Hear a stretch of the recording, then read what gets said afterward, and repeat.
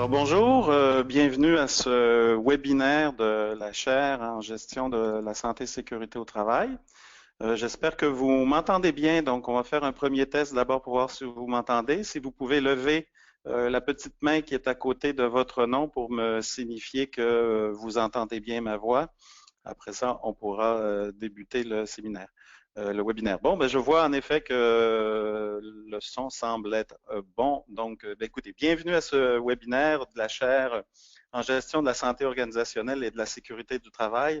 Vous connaissez la chaire très certainement, donc qui a un volet enseignement sur tout le domaine qualité de vie au travail, management, santé, sécurité, un volet recherche aussi, avec une équipe de recherche qui est fantastique, et un autre volet de transfert de connaissances, où ce qui est important pour nous, bien sûr, c'est de publier des travaux scientifiques, mais de transférer le plus rapidement possible les travaux qu'on réalise.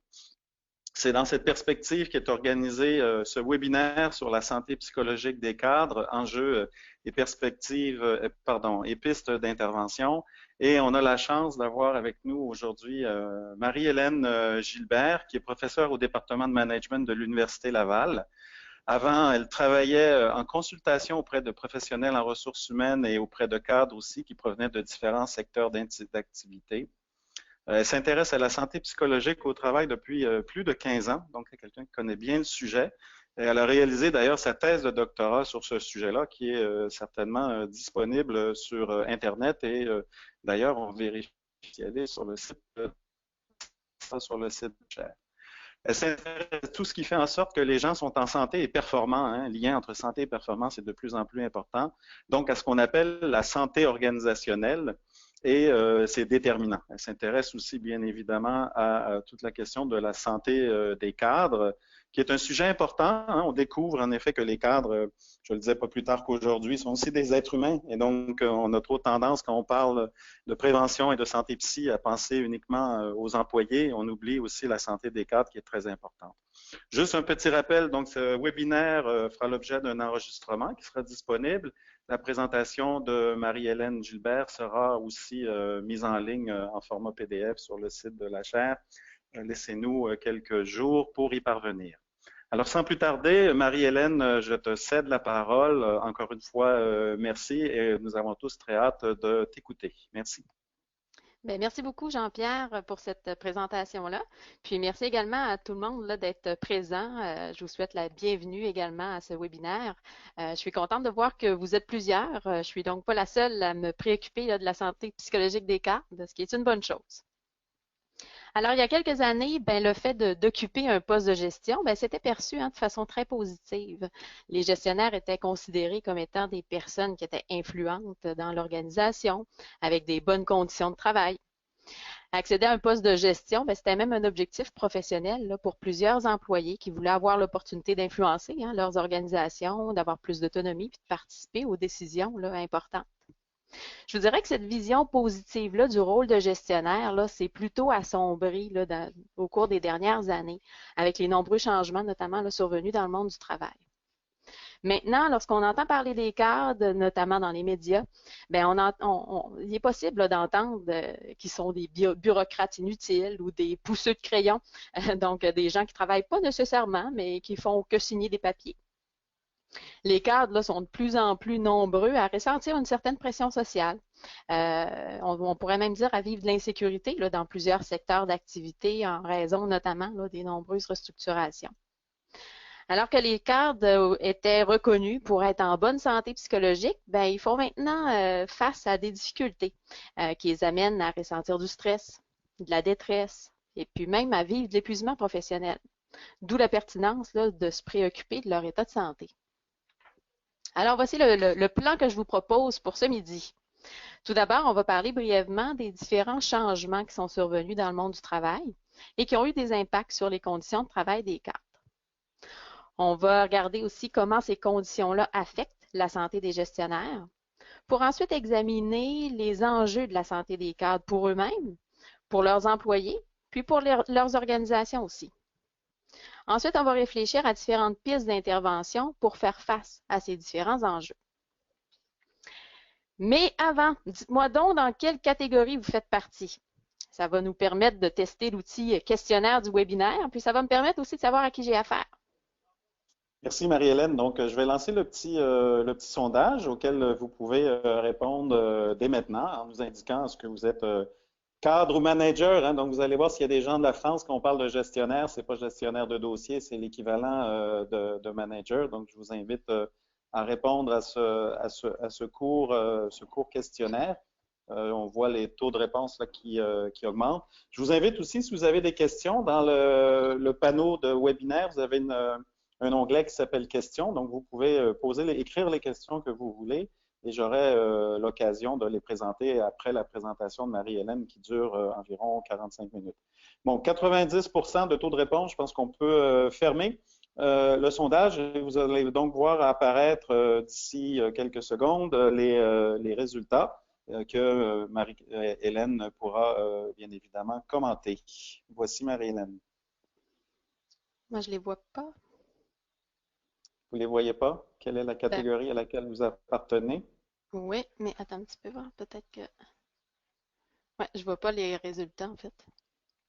Pourtant, je les ai bien mis. Alors, je vais dire, donc, cadre manager, 15%, spécialiste RH, 56% et consultant, professeur-chercheur, 24%, aucune de ces réponses, 6%. Donc, la grande majorité sont des spécialistes RH, un quart des chercheurs, environ 15% de vrais cadres, entre guillemets, ou de vrais managers. Ah, ben c'est intéressant parce que ça va me permettre d'orienter un petit peu là, la présentation. Bien, merci beaucoup de votre participation. Puis, on voit que ça fonctionne pour ce qui est du webinaire pour le questionnaire. OK, bien, merci bien. Par contre, là, OK, parfait. Alors, on poursuit.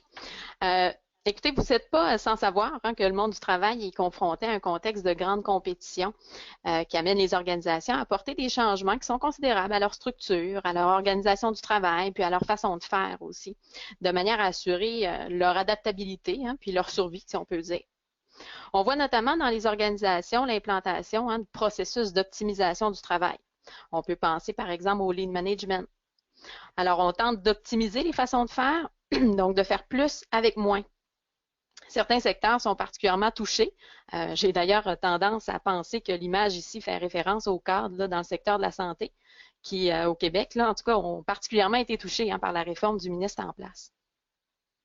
On pourrait aussi parler d'autres types de changements qui ont affecté là, les organisations et plus spécifiquement les cadres, là, notamment l'augmentation de l'utilisation de la technologie, notre fameux cellulaire qui fait en sorte que tout le monde peut être rejoint à n'importe quelle heure de la journée, puis qui rend particulièrement difficile la conciliation travail-vie personnelle. Donc, bref, le monde du travail fait face à de nombreux changements, qu'ils soient économiques puis sociaux aussi. Ces changements-là qui sont survenus ont eu, oui, des impacts sur les employés, mais ont eu aussi des conséquences sur le travail des cadres. Par exemple, les réductions de postes, les restructurations organisationnelles, bien, ça a eu pour conséquence, entre autres, d'augmenter le nombre d'heures travaillées chez les gestionnaires. On observe aussi une augmentation de la quantité de personnel à superviser, en plus d'une diversification de ce personnel-là, qui fait en sorte que la gestion des employés, ben, s'est rendue plus difficile, encore plus complexe. On peut parler de la gestion des employés qui proviennent de différentes cultures, la gestion à distance ou multisite, la gestion des différentes générations ou la gestion multidisciplinaire aussi. Les gestionnaires font face à une charge de travail qui est augmentée, une hausse du niveau de responsabilité, en plus d'avoir à réaliser des tâches qui sont de plus en plus diversifiées parce qu'il y a moins de monde. Ils sont imputables de l'atteinte d'objectifs organisationnels qui, comme vous le savez, sont assez exigeants, mais ils ont malheureusement une marge de manœuvre qui est de plus en plus restreinte, en plus d'avoir des ressources qui sont limitées. Les gestionnaires ont à gérer un grand nombre de transformations là, organisationnelles, ces nombreux changements qu'on retrouve dans les organisations, puis ils ont à mobiliser leurs employés à l'égard de ces changements-là qui ne font pas toujours sens pour eux. Les gestionnaires sont donc soumis à des situations de travail qui sont complexes, en plus de faire face aussi à des demandes qui sont contradictoires. Vous avez ici quelques exemples de verbatins là, qui proviennent de cadres. Celui en haut à gauche montre un cadre qui fait face à une situation complexe. Par exemple, il me disait « Comment veux-tu que je fasse de la gestion de proximité avec plus de 100 employés sous ma responsabilité? » Effectivement, hein, on demandait à ce cadre-là de faire une gestion de proximité dans un contexte où il y avait à faire de la gestion multisite en plus. Donc, un bon défi, là. Celui du milieu présente un cadre qui en a lui-même assez de tous les changements à gérer, hein. Il dit, on me demande de mobiliser mon monde, puis de faire de la gestion de changement, mais tout le monde est écœuré. Même moi, j'y crois plus à ces changements-là. Celui en haut à droite vient d'un cadre qui parlait des nombreuses demandes contradictoires qu'il avait à gérer, puis de la pression qu'il vivait au quotidien. Puis il disait, regarde, je me sens carrément pris en sandwich entre mes employés, puis la haute direction. Donc, c'est quand même assez parlant. Le travail des gestionnaires se caractérise maintenant, ou notamment là, par la surcharge de travail, le manque de reconnaissance. On leur demande de reconnaître leurs employés, mais eux, ils ont peu de reconnaissance. L'empiètement du travail sur la vie privée, hein, comme l'image le représente ici. Un niveau limité d'autonomie puis de pouvoir décisionnel. Et c'est tout de même étonnant, hein, parce qu'on pense qu'en accédant à un poste de gestion, ben, on va avoir davantage d'autonomie puis de pouvoir. Mais c'est souvent pas le cas. Les cadres se sentent souvent les mains liées. Le travail de cadre se caractérise aussi par des rôles qui sont ambigus. Effectivement, les tâches puis les limites de leur rôle est rarement bien définie. Il y a beaucoup d'imprévisibilité aussi hein, dans une journée typique là, de cadre. Le travail de cadre se caractérise aussi par un faible soutien social. Effectivement, on dit que plus on monte dans la hiérarchie, plus on se sent seul. Mais on remarque déjà ce sentiment de solitude-là dès le premier niveau de gestion, où on est habitué hein, d'avoir sa gang en tant qu'employé, puis où maintenant, ben, on constate que les décisions qu'on a à prendre, ben, ça nécessite de prendre une certaine distance des employés. Puis on ne sait plus trop à qui faire confiance aussi. Donc, il y a les enjeux politiques là, qui commencent. Depuis quelques années, ben, on s'intéresse à la santé des gestionnaires. On a tout de même peu d'études sur la santé des gestionnaires, et c'est déterminant là, si on fait une comparaison avec celle des employés. Les récentes études sur le sujet, ben, ils montrent que les gestionnaires apportent un haut niveau de stress, qui présentent désormais aussi des symptômes dépressifs, d'épuisement professionnel. Je vous rappelle hein, que les symptômes liés à l'épuisement professionnel sont notamment un épuisement physique, mental, émotif, même relationnel. Les personnes qui vivent de l'épuisement peuvent avoir une impression de détachement là, ou même de cynisme à l'égard du travail. Elles peuvent aussi constater une diminution de leur efficacité professionnelle, notamment expliquée par des difficultés de concentration. On constate que les gestionnaires ont plus de difficultés à admettre leurs problèmes psychologiques. Ils ont l'impression qu'ils ne peuvent pas vraiment se permettre de vivre ce type de difficultés-là. Ils ont peu de tendance à admettre leur détresse psychologique. C'est donc difficile là, de dresser un portrait qui est juste là, de leur état de santé, bien qu'on constate actuellement plus d'ouverture à en parler maintenant qu'auparavant. On peut expliquer leur malaise, là, notamment par la peur d'être jugé négativement, d'être laissé de côté et même de perdre leur poste pour certains. Pardon. On remarque qu'il est plus facile pour les cadres de rapporter des symptômes qui sont liés à leur santé physique, leur santé comportementale, comparativement à des symptômes psychologiques. Effectivement, les gestionnaires ils ont plus tendance à rapporter des plaintes somatiques. Là, on peut parler, par exemple, de palpitations cardiaques ou de l'insomnie. Ils vont rapporter aussi des troubles musculo-squelettiques, mais ces troubles-là sont souvent associés à des symptômes psychologiques comme l'anxiété. Hein. On remarque d'ailleurs que les principaux médicaments qui sont utilisés par les gestionnaires servent justement à traiter la dépression, l'insomnie, puis l'anxiété. Au niveau comportemental, on observe davantage de consommation d'alcool. On observe aussi une hausse de l'absentéisme, du présentéisme aussi des cadres.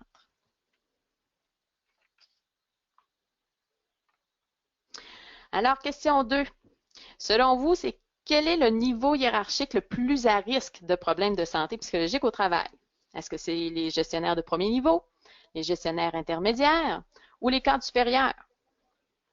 Alors, merci Marie-Hélène. Donc, tu m'entends bien? Oui. D'accord. Alors, je vais donc lancer le questionnaire. Cette fois-ci, touche pas à ton écran. Je pense qu'on va voir apparaître les résultats. Donc, vous pouvez répondre, selon vous, quel est le niveau hiérarchique le plus à risque en matière de problèmes de santé psychologique? Donc, il y a un choix à faire, hein. C'est sûr qu'on aurait pu indiquer les trois catégories, mais quand Oui. même, si on avait à choisir en priorité lequel des trois, quel serait ce niveau-là? Donc, prenez quelques instants pour répondre au questionnaire. On en est bientôt à 80%, donc je vais attendre encore quelques secondes. Et vous partagez les résultats qui devraient apparaître. Donc, voici les résultats. Tu me diras si tu les vois, Marie-Hélène. Non, Sinon, je les commenterai. Est-ce que là, tu les vois? malheureusement. C'est sûr, là? Il n'y a Oui. rien qui apparaît. Alors, je vais donc, j'espère que vous les voyez. Moi, je les vois, en tout cas. Donc, ben, le niveau le plus à risque, c'est gestionnaire et manager de premier niveau à 56%. Gestionnaire et manager intermédiaire à 42% et les cadres supérieurs à 3%. Donc, là, plus de tout près de 60%, c'est pour les gestionnaires de premier niveau et pour les managers intermédiaires à 42%. Je te laisse donc commenter les résultats. Oui, ben c'est intéressant parce que vous avez raison. Les études montrent de plus en plus qu'il y a une différence par rapport au niveau hiérarchique des gestionnaires. Les gestionnaires de premier niveau, donc qui supervisent directement les employés, ils apparaissent plus susceptibles de vivre du stress au travail comparativement aux gestionnaires de niveau supérieur. Effectivement, les gestionnaires de premier niveau, ben, ils se retrouvent bien souvent, comme je le disais tout à l'heure, hein, pris en sandwich entre les exigences des niveaux supérieurs de gestion, puis les demandes là, des employés là, sous leur responsabilité. Ils se perçoivent souvent les mains liées, puis en manque de ressources.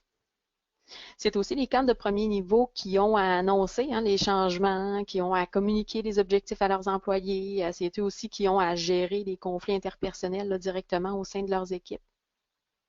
C'est eux qui ont à évaluer là, la performance de leurs employés, à recadrer aux besoins et même à annoncer des mises à pied. Donc, ce qu'on constate, puis effectivement, hein, comme Jean-Pierre le mentionnait, oui, les gestionnaires de premier niveau, les gestionnaires intermédiaires, les cadres supérieurs ont aussi à faire certaines de ces tâches-là, hein, on le sait, mais les gestionnaires de premier niveau là, semblent particulièrement là, susceptibles là, de faire face à plus d'enjeux éthiques là, liés aux employés directement.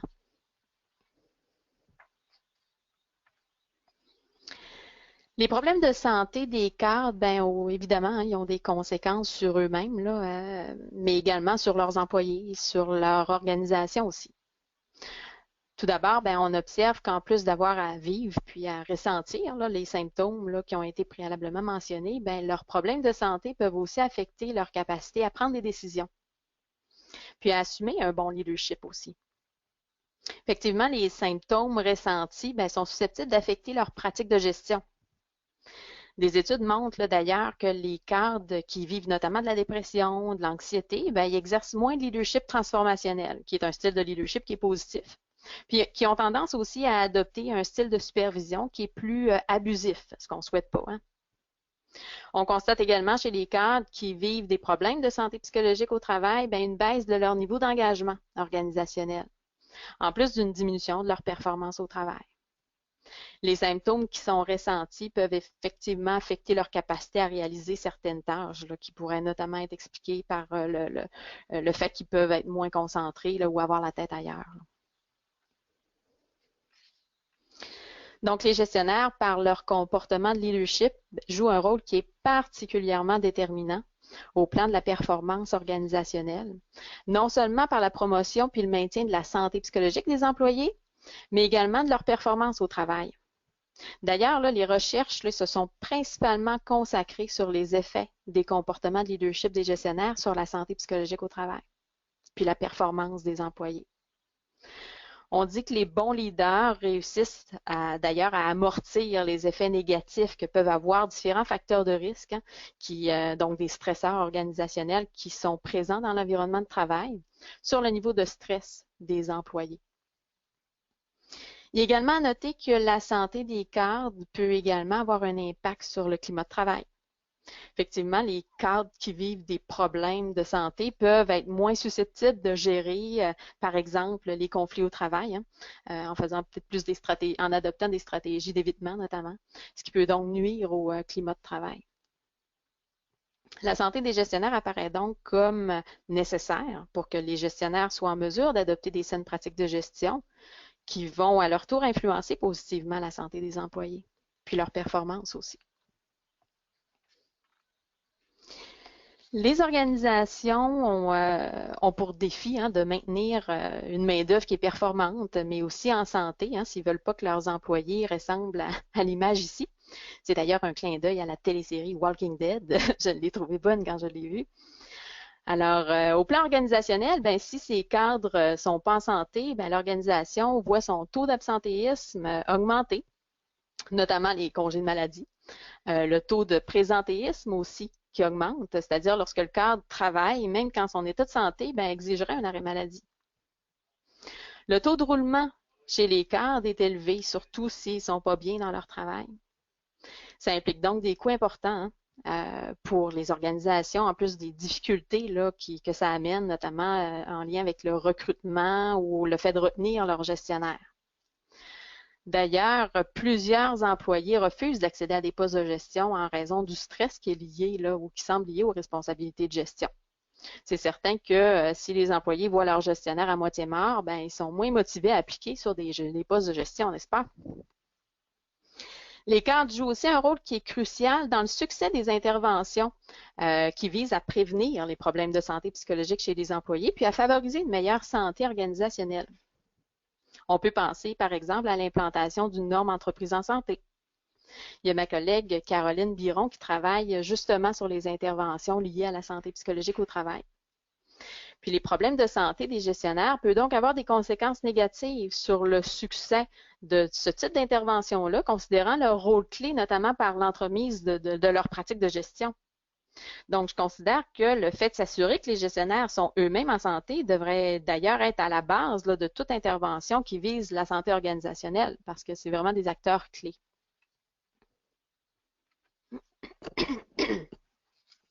Maintenant que vous êtes convaincus de l'importance de se pencher sur la santé des cadres dans les organisations, puis que vous avez compris que la santé des cadres, c'était au cœur de la santé organisationnelle, je vous invite maintenant à regarder les pistes d'intervention qui peuvent être mises en place.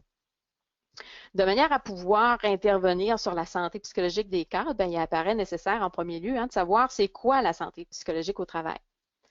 Ma recherche doctorale m'a amené à me questionner sur ce sujet-là, puis m'a permis de proposer la définition que vous avez ici. Donc, ce que je propose, c'est que la santé psychologique au travail, c'est la capacité d'un individu à satisfaire ses besoins psychologiques fondamentaux en activant ses ressources, qu'elles soient personnelles, qu'elles soient organisationnelles, de manière à ressentir davantage de bien-être, puis à réussir à s'ajuster ou à s'adapter à son travail puis à son contexte. Et là, me direz-vous, quels sont ces fameux besoins psychologiques fondamentaux?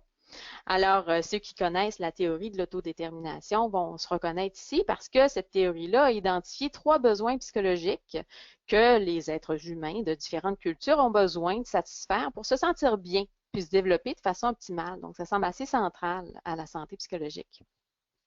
Donc, premièrement, le besoin de se sentir autonome, c'est-à-dire de se sentir libre de choisir, d'organiser soi-même ses activités, ses façons de faire. C'est le désir d'agir selon ses valeurs, ses intérêts. Deuxièmement, le besoin de compétence qui correspond au sentiment de se sentir compétent, efficace, d'avoir des défis à la hauteur de ses habiletés, puis de développer aussi d'autres compétences. Puis troisièmement, le besoin d'affiliation sociale qui correspond au désir de se sentir près des gens, donc de faire partie d'un groupe, de prendre soin des autres, mais que les autres aussi prennent soin de soi. Donc, les études montrent qu'au travail, notamment, les individus ont besoin de satisfaire ces besoins-là, donc ces 3 besoins, pour se sentir bien, puis pour performer par la suite, donc pour avoir un état ou atteindre un état qui est quand même assez optimal. Donc, maintenant qu'on sait c'est quoi la santé psychologique au travail, on va regarder maintenant c'est quoi les pistes d'intervention qui ont pour objectif de développer les ressources des cadres, puis qui visent 3 différents niveaux. Donc, premièrement, en fait, les trois différents niveaux sont individuels. Ensuite, on va regarder l'équipe, puis on va regarder l'organisation. Donc, de façon plus spécifique, là, je vais premièrement vous présenter des interventions qui ont pour cible le cadre lui-même pour l'amener à développer ses ressources personnelles. Par contre, on va aller plus loin que ça. Je vais vous présenter aussi des interventions qui visent à développer les ressources organisationnelles du cadre. notamment des interventions qui ont pour cible les employés, donc les membres de l'équipe qui sont gérés par le cadre, ainsi que des interventions qui ont pour cible l'organisation de façon plus globale.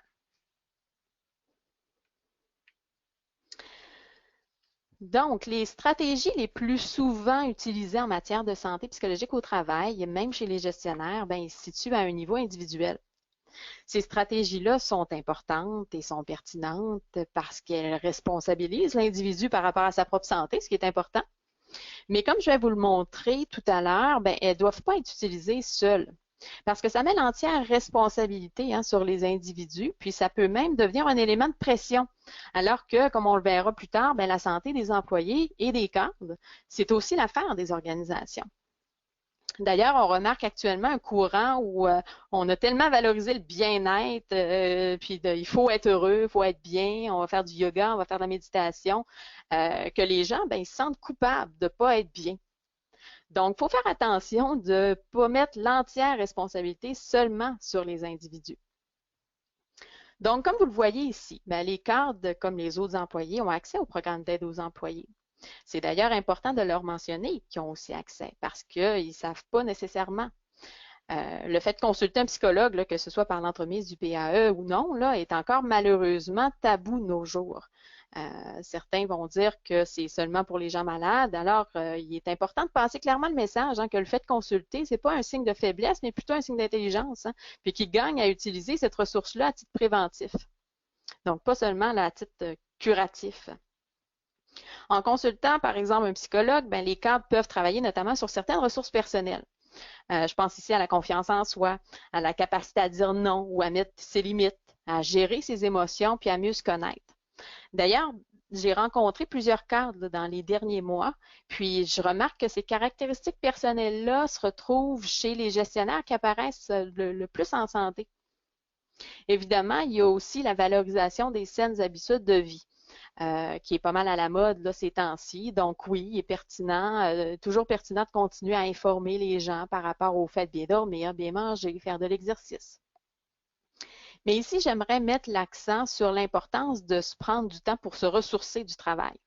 Parce que de plus en plus d'études portent justement sur les effets bénéfiques de la déconnexion puis du ressourcement du travail. Les études montrent d'ailleurs que pour qu'une activité soit ressourçante, elle doit soit permettre de faire le vide ou de faire le plein.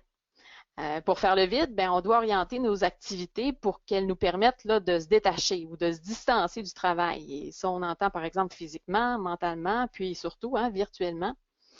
Donc, le détachement, c'est particulièrement important lorsque la pression au travail est forte, puis qu'on a tendance à ruminer là, des pensées négatives. Donc, on ressasse toujours ces mêmes pensées-là qui nous empêchent de dormir.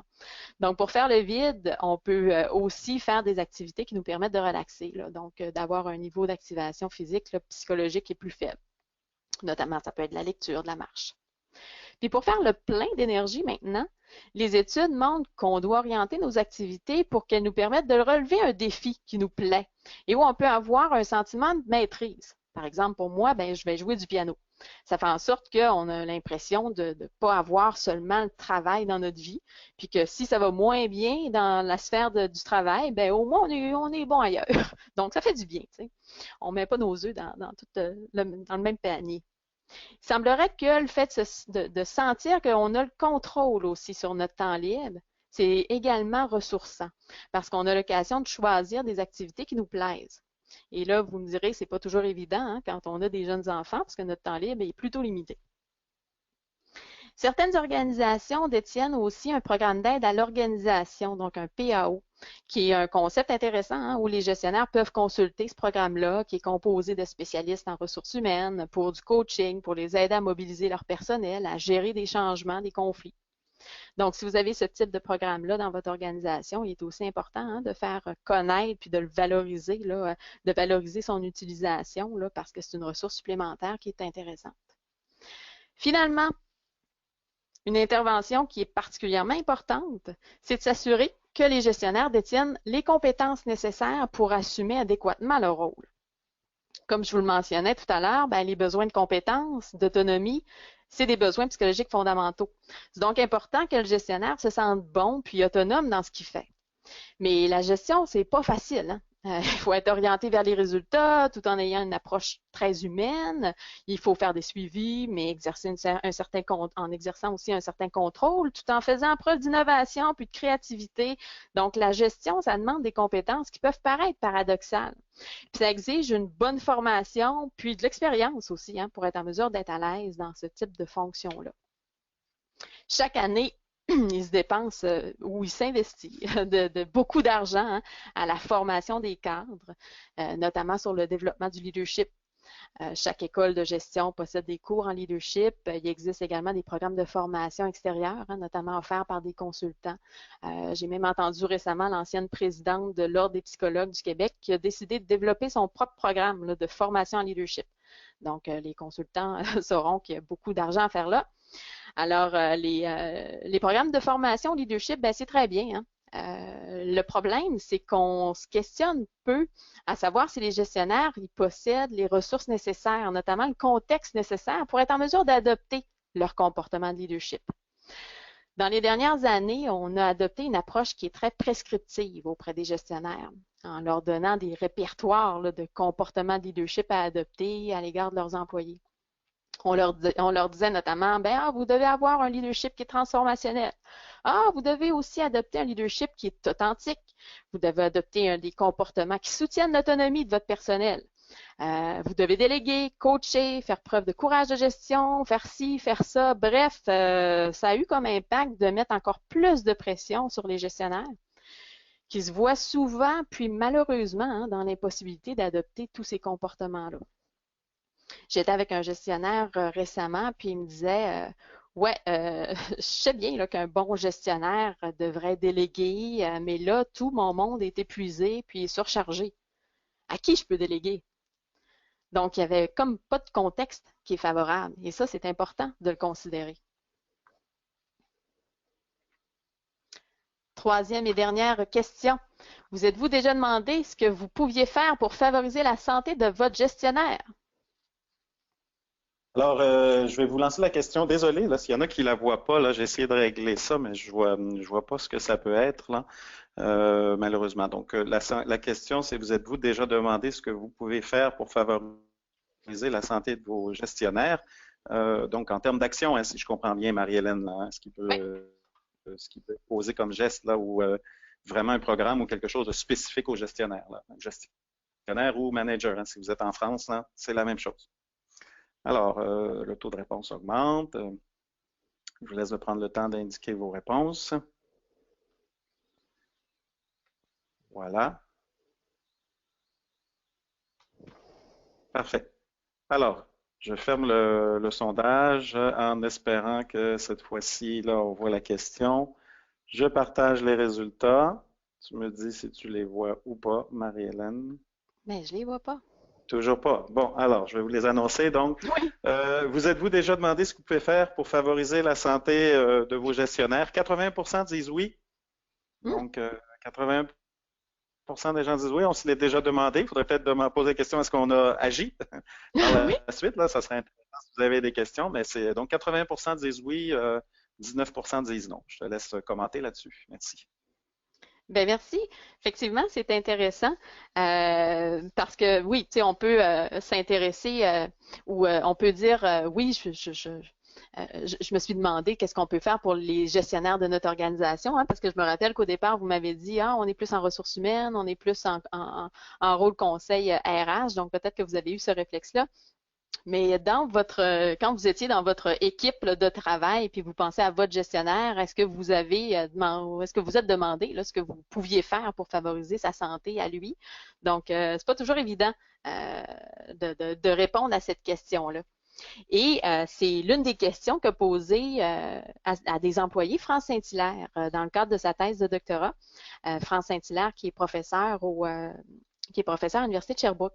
Puis, j'ai le grand plaisir là, de collaborer avec elle là, sur plusieurs projets. Puis, elle a donc questionné les employés sur leur comportement quotidien. Donc, ils sont susceptibles d'aider les gestionnaires à faire face à différents facteurs de risque. Par exemple, si on prend la surcharge de travail ou les conflits relationnels. Elle a également posé la même question aux gestionnaires pour qu'ils puissent identifier c'est quoi les comportements qui sont émis par vos employés puis qui vous aident à faire face à ces facteurs de risque-là. Alors, France a réussi à identifier une trentaine de comportements concrets qu'un employé peut faire, puis qu'elle a nommé des pratiques de travail, hein, en se référant aux pratiques de gestion du gestionnaire, et là maintenant pratiques de travail pour les employés. Puis elle a rassemblé ces pratiques de travail-là ou ces comportements-là en 12 compétences, puis en 6 principaux thèmes là, que vous avez ici. Les premières pratiques de travail sont les pratiques d'accompagnement qui sont liées à la réalisation de la tâche puis au soutien à la tâche. Des exemples de comportement pourraient être qu'un employé remette un dossier le plus complet possible ou qui offre son aide, qui remplace un collègue au besoin. Donc ça, c'est des types de comportements qu'un employé peut adopter au quotidien qui facilitent la vie puis qui fait en sorte que son gestionnaire est peut-être moins à risque là, de problèmes de santé psychologique. Les pratiques d'affiliation sont notamment liées au fait de favoriser un bon climat de travail, puis à offrir de la reconnaissance. On peut penser, par exemple, lorsqu'un employé règle ses conflits ou règle ses problèmes, ou bien qu'il souligne les bons coups là, de son gestionnaire, parce que les gestionnaires aussi ont besoin de reconnaissance, n'est-ce pas? Les pratiques de contribution, elles, sont liées au fait de faire des propositions puis de prendre des initiatives, parce que ça aide aussi les gestionnaires à en avoir moins lourd là, sur leurs épaules. Les pratiques relationnelles, ils réfèrent aux employés qui agissent de façon conviviale, qui démontrent une certaine sensibilité relationnelle, donc ce qui peut aider notamment là, à satisfaire le besoin d'affiliation sociale des gestionnaires.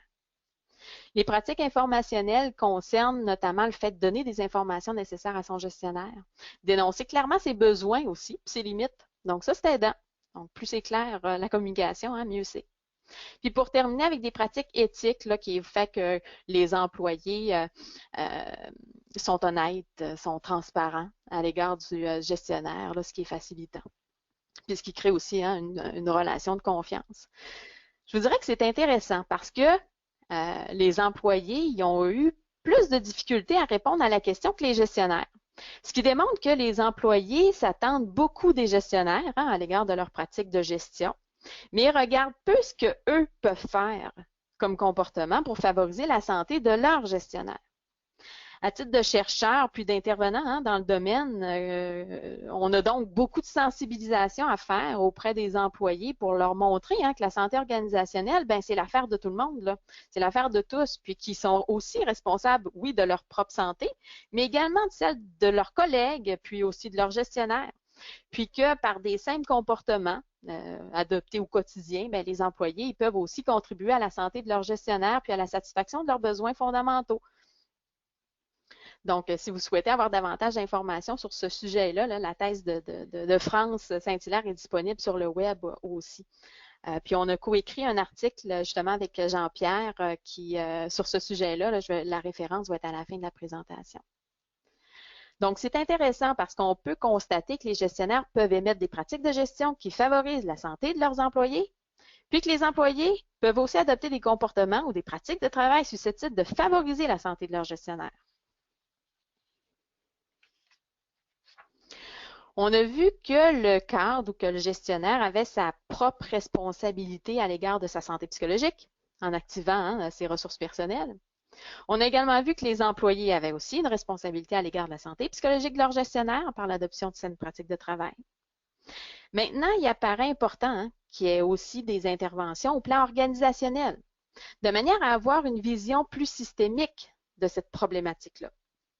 D'ailleurs, les études montrent que le fait d'intervenir sur l'environnement de travail, puis sur les conditions de travail, bien, ça serait plus efficace pour la prévention des problèmes de santé psychologique au travail comparativement aux interventions qui ont pour cible seulement l'individu. Effectivement, il y a plusieurs organisations, notamment, qui sont allées chercher leur certification entreprise en santé. Comme vous le savez peut-être, qui valorise 4 sphères, donc les saines habitudes de vie, la conciliation travail-vie personnelle, un environnement de travail sain avec des aires de repos, par exemple. Puis la quatrième sphère que je considère la plus importante et malheureusement souvent mise de côté, c'est les saines pratiques de gestion qui concernent le fait de former les gestionnaires à l'adoption de saines pratiques de gestion. Mais cette certification-là est très bien hein, en soi, considérant qu'elle valorise la santé des organisations. Par contre, j'ai souvent comme commentaire des gestionnaires que les mesures qui sont entreprises par l'organisation, ben, c'est seulement pour les employés, puis qu'il y a que très peu là, de ressources qui les concernent, eux. Donc, ils ont souvent l'impression que oui, ils doivent s'occuper de tout le monde, alors qu'il n'y a pas grand monde qui s'occupe d'eux. C'est ce qu'on entend notamment. Donc, c'est donc important de responsabiliser aussi l'organisation de façon globale par rapport à la santé psychologique sans oublier celle des cadres. En identifiant aussi les facteurs de risque ou les contraintes qui sont spécifiques à leur contexte, puis en travaillant ensemble à trouver des pistes de solutions, puis à identifier des ressources pour les aider au quotidien, pour avoir une intervention qui est peut-être plus durable. Il serait bien de se questionner notamment sur la culture organisationnelle, à savoir si est-ce qu'elle est aidante ou non. Parce que j'ai un cadre qui me disait notamment en arrivant tout essoufflé à une rencontre que dans son organisation, ben, les cadres, ils se laissaient pas de temps entre les réunions. Ben, il serait peut-être bien d'avoir des moments où on re-questionne ce qui est acceptable ou non comme comportement. Il y a d'ailleurs ma collègue Julie Dextra-Gauthier qui va d'ailleurs animer le prochain webinaire qui va se dérouler, si je ne me trompe pas, le 12 avril prochain, puis qui va porter justement sur le rôle de la culture organisationnelle pour le maintien d'une bonne santé psychologique au travail. Alors, la conclusion. Donc, voici les 3 principaux points là, que je considère les plus importants de retenir aujourd'hui. Premièrement, ben, il est important de se préoccuper de la santé de nos cadres parce que le contexte du monde du travail ben, les affecte particulièrement. Deuxièmement, ben, la santé psychologique des cadres, ben, c'est au cœur de la santé de nos organisations. Effectivement, si nos cadres ne sont pas en santé, ben, il est fort probable qu'ils ne soient pas capables d'adopter des saines pratiques de gestion, d'implanter des interventions aussi efficaces. Et ça va affecter non seulement la santé, mais la performance aussi de leurs employés. Puis la santé psychologique, ben, c'est l'affaire de tous. Donc, effectivement, c'est une responsabilité qui est partagée. Alors que le gestionnaire doit adopter des saines pratiques de gestion pour favoriser la santé psychologique de ses employés, bien, les employés aussi ont adopté des saines pratiques de travail pour favoriser la santé psychologique de leurs cadres puis de leurs collègues. L'organisation, de façon globale, a aussi un rôle crucial en se questionnant notamment sur sa culture, sur les mesures, sur les ressources qu'elle met à la disposition là, des employés, mais aussi des cadres, pour favoriser là, la santé psychologique puis la satisfaction aussi de leurs besoins fondamentaux. Donc, les employés, les cadres, les spécialistes des ressources humaines là, doivent donc adopter une vision qui est plus systémique, collective aussi de la santé psychologique au travail, pour s'entraider notamment. Donc voilà, si vous souhaitez me contacter, voici mes coordonnées. Je réalise présentement des projets de recherche, notamment sur les déterminants de la santé organisationnelle, sur les facteurs de risque aussi et les ressources spécifiques à la santé psychologique des cadres. Puis c'est aussi sur les ressources nécessaires aux cadres pour qu'ils soient capables d'adopter des bons comportements de gestion. Donc, s'il y a un de ces projets-là qui vous interpelle, faites-moi signe. Merci beaucoup, Marie-Hélène. Merci, Marie-Hélène, pour la qualité de cette présentation-là, puis de bien nous montrer en effet que ben, les cadres, les gestionnaires ou les managers sont des êtres humains comme tout le monde, qui ont quand même des caractéristiques particulières qui fait que lorsqu'on a un programme de santé organisationnelle, de qualité de vie au travail, il faut penser au cadre, puis il faut peut-être quand même avoir un volet vraiment spécifique pour ça. Donc, si vous avez des questions, n'hésitez pas. Marie-Hélène a bien vous montrer l'importance de chacun des volets, donc de la condition des cadres, mais aussi en termes d'action. Intéressant aussi d'entendre parler des pratiques de travail. On entend beaucoup parler de healthy leadership. Là, on parle de healthy followership. De voir que comme employé, on a aussi un impact sur la santé des cadres. On me demande si c'est possible d'avoir la présentation. Oui, elle sera disponible en format PDF sur le site Internet de la chaire. Laissez-nous quelques jours pour mettre à la fois le webinaire qui sera disponible sur la chaîne YouTube de la chaire, puis aussi le PDF. On a une première question, grosse question, qui est comment convaincre la haute direction de s'occuper de santé des cadres qui sont souvent plus préoccupés par la santé des employés? Comment on arrive à les convaincre là-dessus? Bien, je vous dirais que ça va un petit peu avec par la démonstration que les cadres sont vraiment au cœur de la santé. Donc, si ils sont préoccupés seulement par la santé des employés, déjà là, vous avez une porte, hein? Parce que vous dites, OK, regarde, si on veut se préoccuper de la santé des employés, on n'a pas le choix de se préoccuper également de la santé des cadres parce que c'est en amont. Ils ont tellement un rôle central, ça va être très difficile d'implanter ou de les former sur des pratiques de gestion gagnantes s'ils ne sont pas eux-mêmes en santé. Ça va être très difficile d'implanter des interventions efficaces puis qui ont du succès s'ils ne sont pas en santé aussi. Donc, ça va être de leur démontrer ça aussi, là.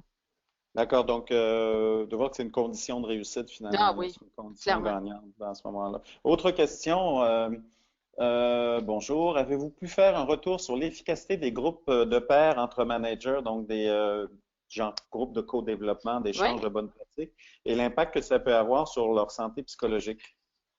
Écoutez, c'est très intéressant. Je vous dirais que j'ai pas vu d'études qui portent encore là, en tout cas, j'ai pas vu d'études là qui ont implanté, par exemple, cette intervention-là d'implanter des groupes, par exemple, de co-développement, puis de vérifier l'effet sur la santé. Là, on est en train d'en mener une, là, justement, là-dessus, mais on n'a pas encore les données encore accessibles.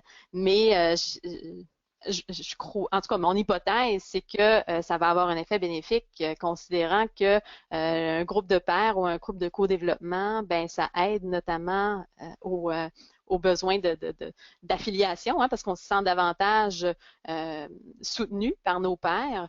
Puis, il y a aussi le fait qu'on se donne des trucs entre nous, hein.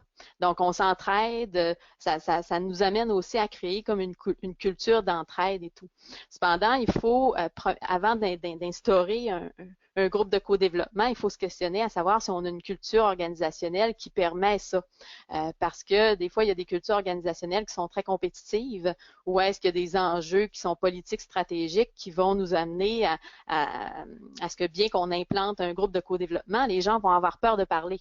Donc, il y a peut-être des stratégies ou des conditions préalables à se questionner en amont pour s'assurer que ça va être gagnant là, comme intervention. Et il faut accueillir ça, là, avoir une certaine ouverture Ah à oui, parler de ça, là. Il y a une participante qui demande si tu peux remettre ta slide sur les références, juste celle avant, je pense, celle-ci, donc la laisser là. Autre élément, autre question aussi, dans ce contexte de charge de travail, souvent les gestionnaires n'ont pas le temps de prendre soin d'eux, ni d'être formés. On est comme dans un cercle vicieux où ils n'ont pas le temps de s'occuper d'eux. Quoi faire?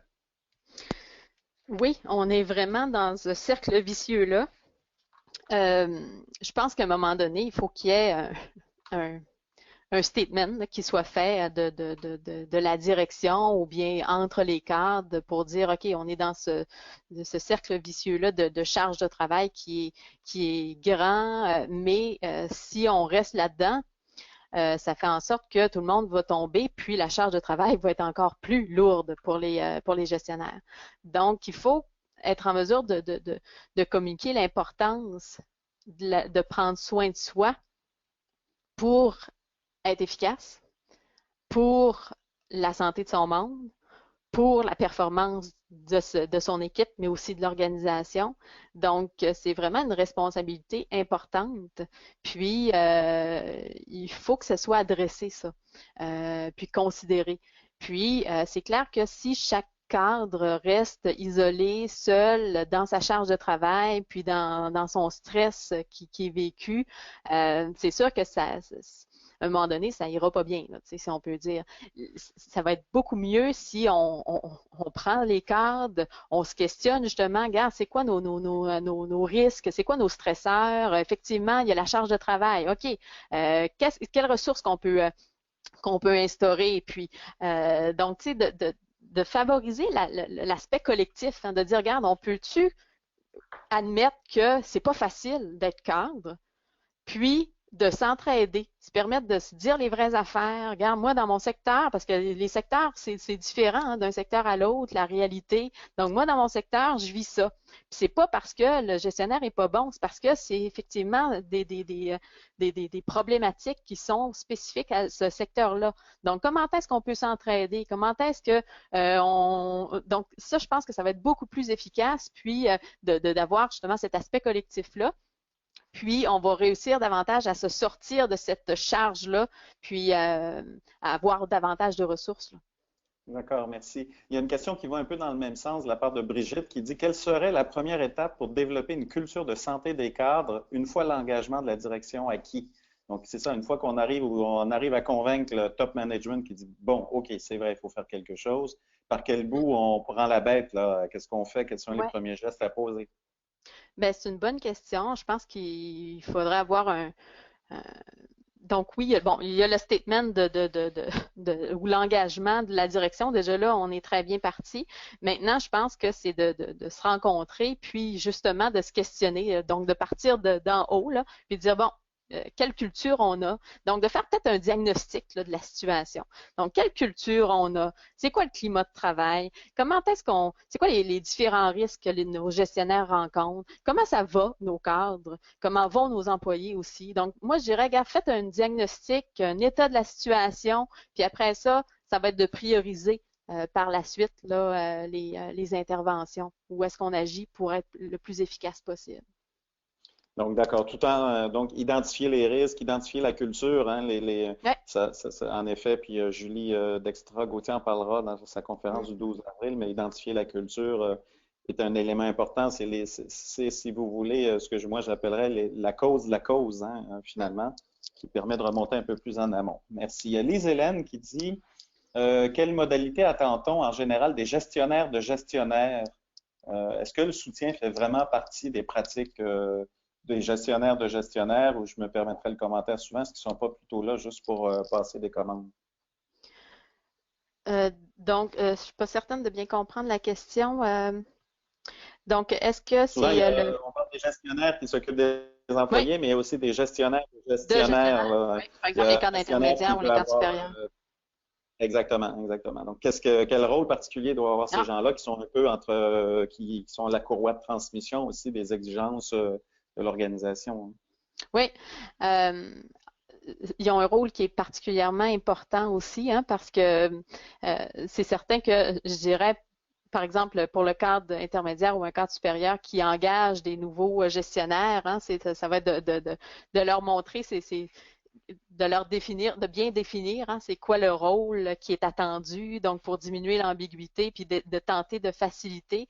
Mais il y a aussi, oui, un rôle de soutien qui est important, que ce soit, par exemple, de coaching, un certain coaching, de dire, bon, mais regarde, tu arrives dans un poste de gestion, maintenant, tu sais, voici les éléments, les différents enjeux à lesquels tu vas faire face.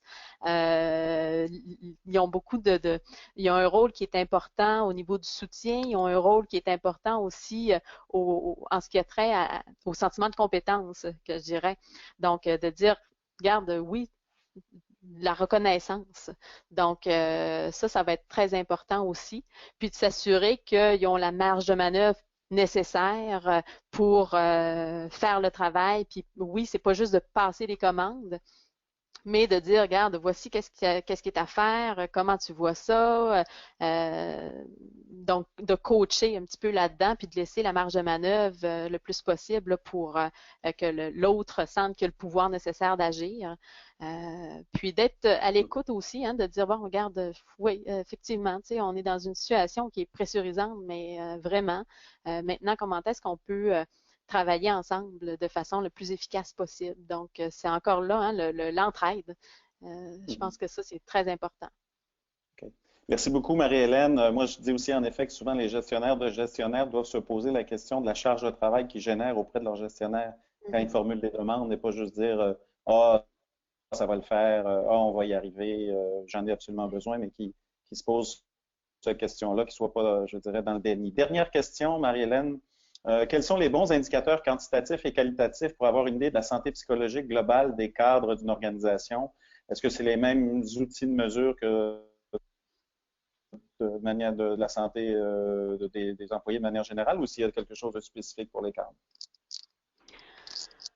C'est une bonne question. Pour l'instant, je vous dirais que les indicateurs qualitatifs ou quantitatifs qui sont utilisés pour la santé, pour mesurer l'état de santé psychologique au travail. Donc, est-ce que les gens sont bien? Est-ce que les gens s'adaptent bien à la situation?